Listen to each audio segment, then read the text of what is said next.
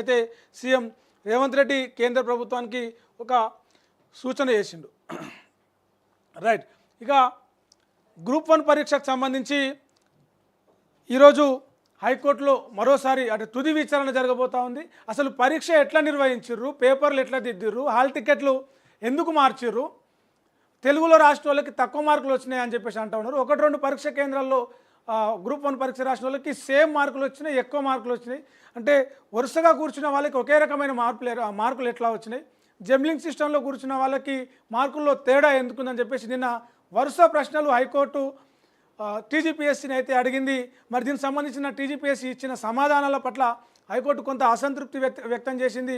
ఎవరైతే మాకు అన్యాయం జరిగింది, అనుమానాలు ఉన్నాయి, గ్రూప్ 1 ఫలితాల్లో అవకతవకలు జరిగినాయని చెప్పేసి ఆరోపిస్తూ ఉన్నారో వాళ్ళ వాదనలు విని మరి ఈరోజు కూడా విచారణ జరపనుంది. మరి ఒకవేళ జరిగితే ఈరోజు విచారణ జరిగి టీజీపీఎస్సీలో పరీక్షా ఫలితాల్లో మార్కుల మూల్యాంకనంలో, పేపర్ల మూల్యాంకనంలో, మార్కుల ప్రకటనలో అవకతవకలు జరిగినాయి, అక్రమాలు జరిగినాయి అని తేలితే గ్రూప్ 1 పరీక్షనే రద్దు చేసే అవకాశం ఉందని చెప్పేసి అయితే అంటూ ఉన్నారు. ఒకసారి మనం చూద్దాం డీటెయిల్స్.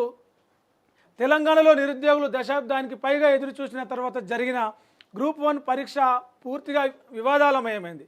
పరీక్ష నిర్వహణతో పాటు మెయిన్స్ జవాబు పత్రాల వాల్యుయేషన్లో లోపాలున్నాయని అభ్యర్థుల నుంచి తీవ్ర ఆరోపణలు వచ్చాయి. చాలామంది అభ్యర్థులు ఈ విషయం మీద కోర్టుకు కూడా పోయారు, పిటిషన్లు కూడా వేసారు.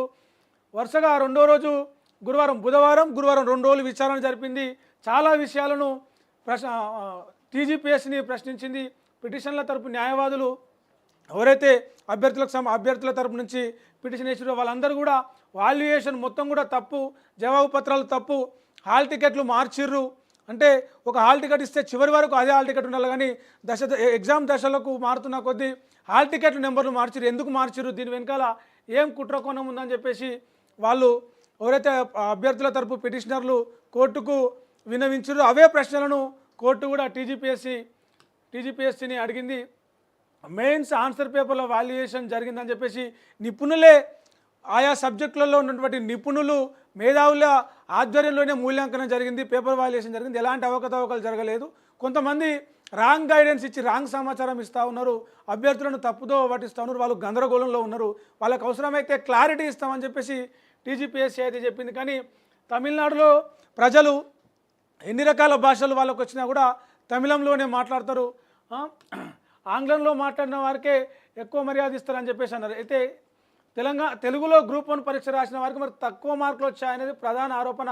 దీని మీద కారణాలు ఏంటివి, తెలుగులో రాసిన వాళ్ళకు తక్కువ మార్కులు ఎట్లా వస్తాయి, వేరే భాషలో రాసిన వాళ్ళకు ఎక్కువ మార్కులు ఎట్లా వస్తాయి, ఒకటే పేపర్ అయినప్పుడు ఈ భాషల్లో పరీక్ష రాసిన వాళ్ళకి మార్కుల్లో తేడా ఎందుకు వచ్చింది, దాని మీద పూర్తిగా వివరణ చేయాలి, ఒక నివేదిక పెట్టండి అని చెప్పేసి సింగిల్ బెంచ్ ధర్మాసనం అయితే నిన్న టీజీపీఎస్సీని క్వశ్చన్ చేసింది. మరి ఈరోజు టీజీపీఎస్సీ అక్కడ సంబంధించి నివేదిక ఇస్తుంది, కోర్టుకి ఏం సమాధానం చెప్తుంది, కోర్టు ఎలాంటి నిర్ణయం తీసుకోబోతుంది, ఏం తీర్పు ఇవ్వబోతుంది అని చెప్పేసి అభ్యర్థులందరూ కూడా ఎవరైతే గ్రూప్ 1 పరీక్షలు రాసిరో వాళ్ళందరూ కూడా ఎదురు చూస్తూ ఉన్నారు. మరి గ్రూప్ 1 రద్దు చేస్తారా, పేపర్లను రీవాల్యుయేషన్ చేయిస్తారా అనేది కూడా ఒక ఇంట్రెస్టింగ్గా ఇప్పుడు అందరూ కూడా